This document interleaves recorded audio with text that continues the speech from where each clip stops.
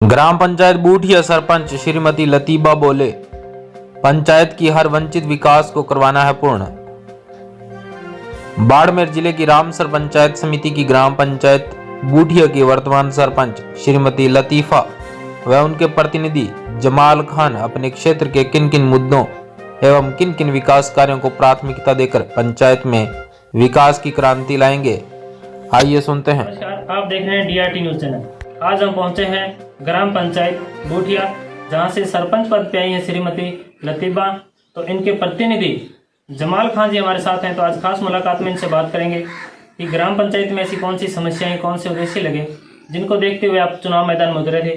अब जनता ने आपको इस पद पे चुना है, तो आपके ग्राम पंचायत के प्रति क्या विकास कार्य रहेंगे। तो सर, सबसे पहले तो हमारे चैनल में आपका स्वागत है। हाँ, मैं वैसे जमाल खान पूर्व सरपंच भी हूँ, काफ़ी 78 से लगा करके और 92 तक मैं रेगुलर सरपंच 3 बार निर्विरोध रहा जी। और एक बार मैं इलेक्शन लड़ा भी था, उसमें भी मैं जीता था। और ये इलेक्शन मेरे खुद के व्यक्तिगत इलेक्शन, मेरी पत्नी सहित ये मेरा 5वां इलेक्शन हुआ है। तो मैं हर वक्त इलेक्शन लड़ा तो भी जीता हूँ और निर्विरोध भी हुआ हूँ।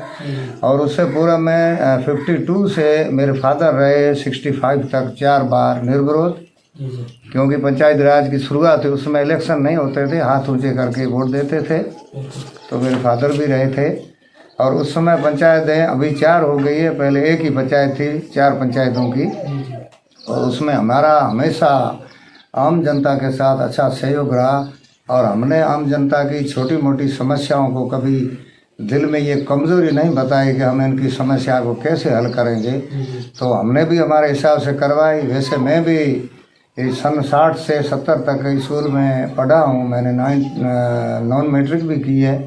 और उस जानकारी के हिसाब से मैंने आम जनता का बहुत सहयोग दिया। और छोटी मोटी बातें जैसे ये बाहरी ग्रामीण प्रवृत्तियाँ हैं, अणसमझी की बात है, लोगों में शिक्षा की कमी है, कहीं क्या है, तो उन लोगों को भी समझाइश करके सबसे पहले मैंने हमारी पंचायत बूठिया जब सलंग एक ही थी, अब 4 हुई है, तो कम से कम 18 तो हमने स्कूलें भी खुलवाई। 18 स्कूल मेरे समय में खुली, क्योंकि मैं तो खुलाने वाला नहीं था, सरकार ने खोली, लेकिन हमने उसके बारे में शिक्षा के लिए बहुत अच्छा किया। और पेयजल के बारे में भी बड़ी समस्या थी। पहले खानियान की बूठिया स्कीम थी, उस स्कीम को तो गवर्नमेंट ने आगे सालारिया कालारिया भेज दी, आगे गई है। और हमारे अभी पहले गरड़ा से इस बूठिया प्रोपर का पानी आता था, वो अभी पिछले कुछ सालों से बंद करके अभी भांडासर टू बूठिया बड़े होद पे आती है लाइन, उसमें वाया बीच में रेलवे के नीचे से निकाल करके हमारा गांव ये बूठिया प्रोपर जो मुख्यालय है, इसमें करीब 250-300 राशन कार्ड है। और यहाँ की आबादी अभी मौके पे 1260 है सन 2011 की, लेकिन अभी मौके पे होगी कम से कम 1500-1600 होनी अभी होगी, क्योंकि बीच में काफ़ी 8-9 साल चले गए। तो उस हिसाब से हमारी पंचायत में काफ़ी विकास कार्य मेरे समय में भी हुए, बाद में जो सरपंच उन्होंने भी करवाया। नरेगा में भी काम अच्छे हुए। BADP क्या है कि हमारी मुख्य यहाँ की योजना है, जो कि सीमा विकास के नाम से पुकारी जाती है और अंग्रेजी में से आप लोग जानते ही होंगे BADP कहते हैं, बॉर्डर एरिया। तो ये इसमें ज़्यादा हक हमारा रहता है, क्योंकि हम सीमा के बिल्कुल प्रहरी हैं। अभी जहाँ बूठिया स्थित है, आप मेरी बैठक में खड़े हो तो उस खड़ी जगह से लगा करके बॉर्डर तक 4 किलोमीटर की ही फासला भी आता है। तो सीमा में BADP का हक जो नंबर 1 हमारा। और सजन का पार पंचायत है, अभी चाड़ुआ पंचायत तख्ताबाद आती है, ये 3 पंचायतें अभी नज़दीक में भिंडे के पार की कुछ इलाका है। तो इनमें हम ज़्यादातर सबसे पहले इसको हमारा हक मानता है। हमको भी बजट उस हिसाब से पुराने सरपंचों को मिला। अभी मेरे समय में तो क्या है कि अभी तक कार्य कोई नए सिरे से शुरू नहीं हुआ, अधूरे पड़े। और हुआ तो हम लोगों ने भी इन योजनाओं में जो भी गवर्नमेंट की नियम से बनी है, जो हमसे अभी प्रपोजल मांगे हैं, ये बूठिया अभी आदर्श गांव हुआ है पिछले साल। तो हमने आदर्श में जो भी गवर्नमेंट के नियम हैं, हमारे यहाँ SC की बस्ती बहुत ज़्यादा है, तो उन गांव की गलियां हैं, रास्ते हैं, सड़कें हैं, जो भी है पक्की है, नाले हैं, और भी कुछ कार्य हैं। जैसे जहाँ कहीं शौचालय से गांव में कोई घर वंचित हैं, कोई पानी के पेयजल टांके से वंचित है, तो उनके लिए हमने आगे सबके लिए भेजी है। और अभी भी नाली में और हमारे ये चारा गाँव में भी लोगों ने काम किया है पिछले में। लेकिन मेरी एक नई मांग है कि नालियों के आगोर में जो बावड़िए आए हुए हैं, ये बावड़िए क्या नाली पूरी के आगोर को नष्ट कर रहे हैं। तो इन बावड़ियों को निकाल करके बिल्कुल सफाई करवाई जाए, क्योंकि सफाई एकदम इंसानों से कम होती है, क्योंकि इसमें मशीन की ज़रूरत पड़ेगी, क्योंकि आजकल के युग में मशीन आगे पीछे और शिकायत चली जाती है। तो मैं ये कह रहा हूँ कि लोगों में अभी इतनी क्षमता नहीं है, क्योंकि लोग ये जो बीमारियाँ चल रही हैं इनके भय से लोगों में ज़्यादा घबराहट और कमज़ोरी आई हुई है, और ज़्यादा यहाँ अकालों का प्रकोप रहता है, इसलिए लोगों में पौष्टिक आहार की कमी रहती है। उससे लोग इतना अपना दिल चाहे गवर्नमेंट के नियम के अनुसार काम नहीं कर सकते हैं।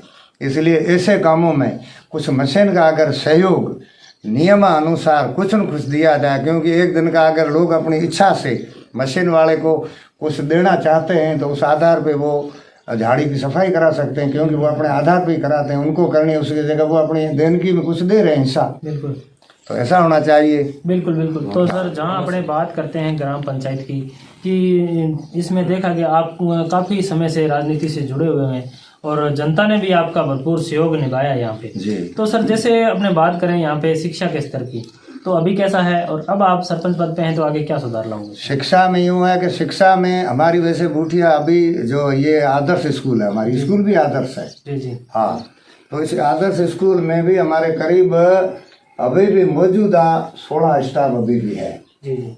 और 3-4 अभी ये है अपने व्याख्याताओं की पद, उनमें तीनों का शायद आदेश भी हुआ था, लेकिन उनके क्या स्टे लग गया, कोई आपसे इन्होंने कर दिया, आपके कौन सी कॉमर्स वालों ने अड़ा दिया पन्ना कि हम लोग रह गए पीछे, उनको क्यों दिया। क्यों, कल मैंने मार साहब से पूछा था। और नंबर 2, हमारा यहाँ अभी प्रिंसिपल नहीं है, क्योंकि वो प्रमोशन होकर चला गया, वो था भीलवाड़े का।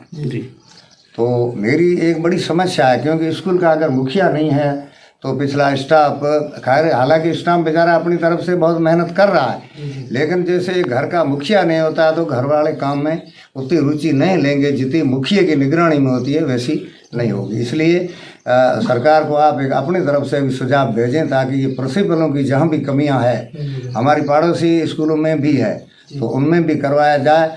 और जहाँ स्कूलों में बच्चों की ज़्यादा संख्या है तो उनमें उनको मिडिल स्कूलिंग की जाए और व्याख्याता वगैरह जो भी जहाँ कहीं पद हैं, क्योंकि एक तो ये पिछले कोरोना से बच्चों की शिक्षा में बहुत ही मतलब बिल्कुल घाटा पड़ा है। बच्चे बिल्कुल 1 से 5वीं तक के तो आप समझो कि सब भूल ही गए हैं, कोई उनकी पढ़ाई नहीं हो। दूसरा कि ये आप इनको वो किसमें वो पढ़ाओ साहब, कौन सी केड़ी हो, तो उसमें क्या है कि लोग अनपढ़ बाहर के वो क्या बेचारी मास्टर लोग कहाँ से पढ़ाएं, यहाँ न तो टावर है। हाँ, ऑनलाइन पढ़ाई, हाँ ऑनलाइन वाले पढ़ाई करो। ऑनलाइन यहाँ कैसे, जबकि पास में डंडे लेके पढ़ाते हैं, उसमें वो बच्चे सही ढंग से पढ़ते नहीं, फिर ऑनलाइन ही पढ़ा दो।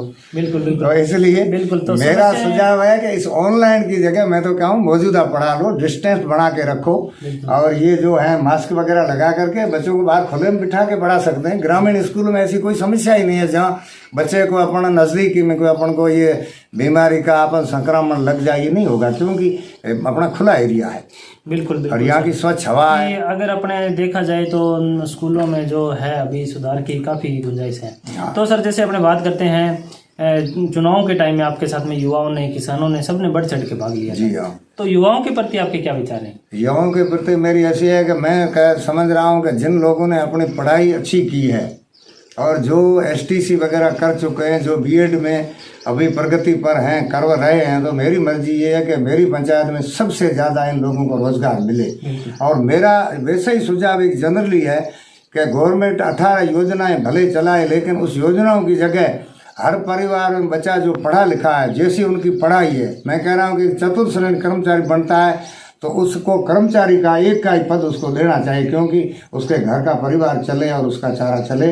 और अच्छी जो पढ़ाई कर रहे हैं, अच्छी जिनकी प्रोग्रेस है, उनको अच्छे पद पे नौकरी दिलाई जाए, क्योंकि बिना नौकरी के बच्चे पढ़े हुए घरों में बैठे हैं। मेरे खुद के परिवार में अभी 10 बच्चे पढ़े लिखे बैठे हैं, BA फाइनल किया हुआ है, कोई B.Ed कर चुके हैं, कोई कर ही रहे हैं। बिल्कुल सर, ये हाल है। तो सर, जैसे अपने बात करते हैं युवा है वो अधिकतर अब ग्रामीण क्षेत्र में देखा जाए तो युवा नशे की तरफ काफ़ी आकर्षित होता जा रहा है, तो आप गांव के मुखिया होने के नाते उनको क्या शिक्षा देना चाहते हैं? लेकिन मेरी ग्रामीण लोगों से, मेरे वैसे गांव में है कुछ लोग ये नशा जो शराब बाड़ा, तो मैं उन लोगों को बुला करके समझाता हूँ, मेहरबानी अपने गांव में इस आदत को बिल्कुल छोड़ दो। बिल्कुल ये बाल विवाह हो रहे हैं, छोटे छोटे ये हो रहे हैं, ये भी गलत मत करो, क्योंकि बाल विवाह एक अपने बच्चे, बाकी ये गुटखे खाना, ये करना, पूरे घरों को गंदा करना, अपने अंदर की जो है उसको खराब करना, क्योंकि शरीर इंसान का अंदर कोमल है। अपने ऊपर जहर खाते हैं, उसमें वार्निंग लिखा हुआ है, क्लियर लिखा हुआ है कि इससे कैंसर होगी और मौत ऐसी बड़ी खतरनाक होगी, इसलिए आप न लें। लेकिन ऐसी चीज़ें देखते हुए अगर पढ़े लिखे अपनी गलती को आगे बंद न करते हैं, तो मैं तो ये कह रहा हूँ कि उनकी जो शिक्षा है वो उन्होंने शिक्षा माँ बाप को परेशान करने के लिए थी, उन्होंने अपने आगे अच्छाई के लिए नहीं ली थी। इसलिए मैं तो अभी भी, मेरे सामने बच्चे, मेरे पोते हैं, भतीजे खड़े हैं, उनको मैं आपके सामने भी कह रहा हूँ कि आप इस चीज़ में सुधर जाओ ताकि आपकी ज़िंदगी लंबी रहे। नहीं तो क्या है कि 18 बीमारियाँ अंदर आएगी, जड़ें ख़त्म होगी। बीमारी इंसान का बिल्कुल नष्ट करने वाली चीज़ है, इसलिए आप इन बीमारियों से बचो, नशे से बाहर रहो। क्योंकि हर अखबार में आता है कि ये स्मैक लेते हैं, ये लेते हैं। अपने यहाँ पे स्मैक में कोई मामला ही नहीं है। यहाँ तो ये सारी पुड़ियाँ हैं ना, ये गुटखा, ये है गंद। मैं खाते देखता हूँ, सर को फटकारता हूँ, मेरे सामने भाग जाते हैं। बिल्कुल बिल्कुल कि समझाइश बुझाइश के द्वारा ही अपने युवाओं को नशे से रोकेंगे, रोक सकते हैं। तो सर जैसे अपने बात करते हैं, यहाँ पे अपने सरपंच साहब भी एक महिला हैं, तो महिला होने के नाते महिलाओं के प्रति आपके क्या विकास करेंगे? महिलाओं के प्रति ये कि महिला है अनपढ़, क्योंकि दस्तखत भी हमने अभी सिखाए है, क्योंकि वो भी एज से मेरे से 3-4 कम है और अनपढ़ थी, और गवर्नमेंट ने सिस्टम भी कर दिया था कि अनपढ़ हो सकता है। तो उस हिसाब से है। हमारी तरफ से यही है कि हम औरतों के बच्चियों को पढ़ाने के लिए भी हमारे यहाँ चल रहा है। हमारे यहाँ गांव की बच्चियाँ भी 10वीं 11वीं 12वीं पढ़ रही है। तो सर आप अपनी पंचायत की जनता है, उनको क्या संदेश देना चाहते हैं? हम हमारी पंचायत की जनता को ये संदेश देते हैं कि सबसे पहले शिक्षा, स्वास्थ्य, पेयजल और आपसी भाईचारा, कौमी एकता और साथ सद्भाव मेलजोल करके बने। वैसे मैं भी ये अपने थाना की जो CLG है, जो उसका मैं करीब पिछले 15 सालों से जब नियम बना उससे आज तक रेगुलर उसका मेंबर भी हूँ। और वैसे मैं गढ़ा थाने की तरफ से मनोनीत किया हुआ बाड़मेर जिले का भी CLG का मेंबर हूँ। और वैसे मैं अपने कांग्रेस की DCC का 2 बार सदस्य भी रहा हूँ। और पंचायत समिति बाड़मेर का मैं 71 से नहीं अपने से 81 से 88 तक मैं उपप्रधान भी रहा हूँ।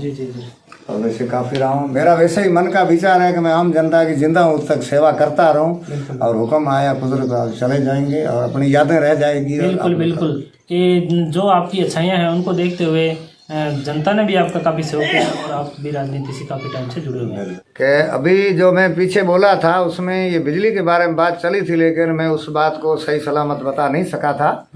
अभी मेरा ये सुझाव है कि जो बिल आ रहे हैं वो रीडिंग के अनुसार और सही जांच करके वो दिलाया जाए, ताकि किसी गरीब आदमी के साथ अन्याय न हो। जिनका बिल 300 और 250 आता है, उसकी जगह अगर उसके 2000 या 1000 आ जाते हैं तो वो बेचारा उसमें भरने में असमर्थ रहेगा और फिर उसका मीटर निकाला जाएगा। इससे पहले भी सावधानी से इस चीज़ की जांच की जाए, ताकि भविष्य में गरीबों के साथ अन्याय न हो और उनकी सही वसूली गवर्नमेंट की होनी चाहिए, और हो भी सही लेकिन गलत नहीं होनी चाहिए। ये मेरा सुझाव है। Thank you. तो सर हमारे चैनल में 10 मिनट टाइम देने के लिए बहुत बहुत धन्यवाद। ठीक धन्यवाद। आप लोग